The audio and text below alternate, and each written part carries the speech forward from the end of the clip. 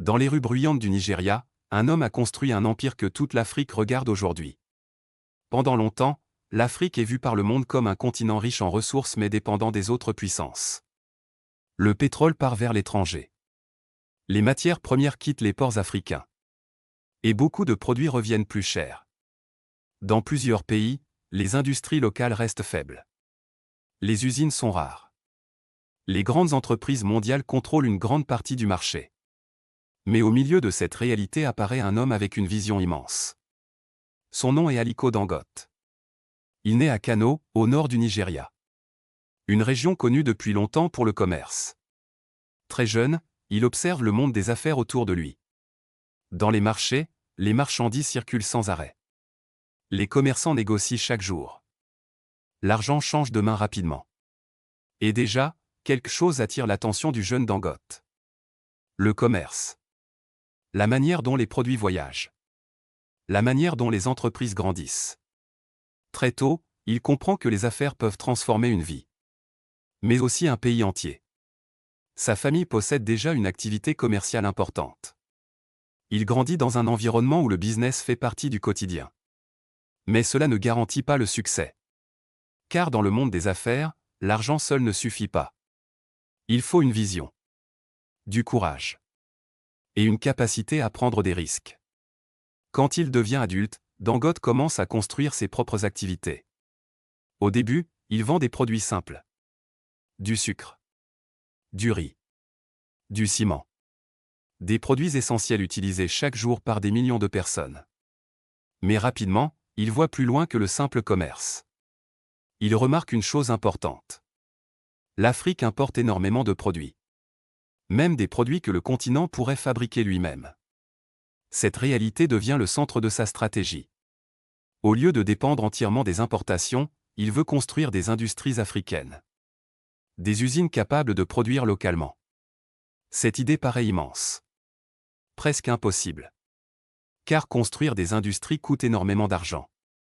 Les infrastructures sont parfois difficiles. L'électricité manque dans certaines régions. Les routes posent problème. Les risques sont énormes. Mais Dangote continue. Année après année. Entreprise après entreprise. Petit à petit, son groupe grandit. Le ciment devient l'un de ses plus grands succès. Le Nigeria construit des routes. Des immeubles. Des villes nouvelles. Et le ciment devient essentiel. Dangote investit massivement dans ce secteur. Des usines apparaissent dans plusieurs pays africains.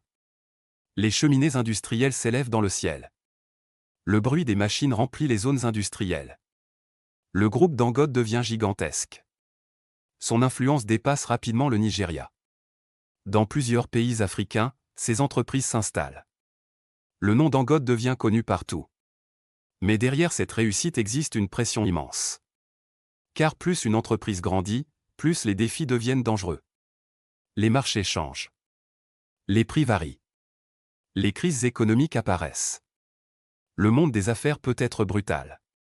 Très brutal. Dangote comprend qu'il doit toujours avancer. Toujours investir. Toujours construire. Alors il entre dans de nouveaux secteurs. Le sucre. Le sel. Les engrais. L'agriculture. L'énergie. Son objectif devient plus grand que la richesse personnelle. Il parle souvent d'industrialisation. D'autonomie africaine. D'un continent capable de produire ses propres ressources transformées. Cette vision attire l'attention. Car pendant longtemps, beaucoup pensent que seules les grandes puissances étrangères peuvent construire des industries géantes. Mais Dangote veut prouver le contraire. Et le projet le plus impressionnant arrive ensuite. Une immense raffinerie de pétrole. Un projet colossal construit au Nigeria. L'un des plus grands du continent africain. Le chantier paraît presque irréel. Des milliers de travailleurs. Des machines gigantesques. Des structures métalliques immenses. Le projet coûte des milliards de dollars. Beaucoup doutent. Certains pensent que c'est impossible. Mais la construction avance. Lentement. Difficilement. Puis l'installation devient réalité. Pour beaucoup, cette raffinerie symbolise quelque chose de plus profond. Le rêve d'une Afrique qui transforme elle-même ses ressources. Le rêve d'un continent moins dépendant de l'extérieur. Dangote devient alors plus qu'un homme d'affaires. Il devient un symbole. Le symbole d'une nouvelle ambition africaine. Mais le succès attire aussi les critiques. Certaines personnes pensent que son influence est devenue trop grande. D'autres l'accusent d'avoir trop de pouvoir économique. Dans le monde des grandes fortunes, les débats apparaissent toujours. Car l'argent immense change la place d'un homme dans la société. Malgré cela, Dangote continue d'investir. Il parle souvent de jeunesse africaine, de création d'emplois, d'avenir industriel. Il sait que le continent possède une population jeune immense. Des millions de jeunes cherchent des opportunités. Et pour lui, les industries peuvent transformer cette énergie en puissance économique. Aujourd'hui, son nom dépasse largement l'Afrique. Des dirigeants mondiaux le rencontrent. Les médias internationaux parlent de lui. Il apparaît dans les classements des hommes les plus riches du monde. Mais derrière les chiffres, une autre histoire existe. L'histoire d'un homme obsédé par la construction. Par l'idée de bâtir quelque chose de durable. Dans les grandes villes africaines, les immeubles montent rapidement. Les routes se multiplient. Les économies changent. Et dans cette transformation, l'influence des grandes industries devient visible. Le parcours de Dangote fascine parce qu'il ressemble à celui des grands bâtisseurs. Des hommes capables de voir un futur que les autres ne voient pas encore. Mais son histoire révèle aussi une vérité importante. Le développement économique demande du temps. Des risques. Des sacrifices. Et une vision extrêmement forte. Car construire des usines est plus difficile que vendre des produits. Il faut croire dans l'avenir d'un pays même quand les obstacles semblent immenses. Aujourd'hui encore, le Nigeria reste un pays complexe. Immense. Plein de richesses. Mais aussi de difficultés. Et pourtant, au milieu du bruit des grandes villes, des ports, des chantiers et des usines, une idée continue de grandir.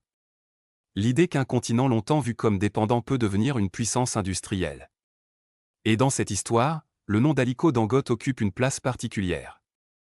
Parce qu'il représente une ambition rare. L'ambition de construire à une échelle gigantesque en Afrique même. Dans les lumières des usines, dans le bruit des machines et dans les projets qui traversent plusieurs pays africains, une présence continue de se faire sentir. La présence d'un homme qui a refusé de voir l'Afrique seulement comme un marché. Mais comme un continent capable de bâtir ses propres géants. Et pendant que les villes africaines continuent de grandir sous le soleil et la poussière, l'histoire d'Aliko Dangote avance encore. Comme le symbole d'un continent qui cherche désormais à construire son propre futur avec ses propres mains.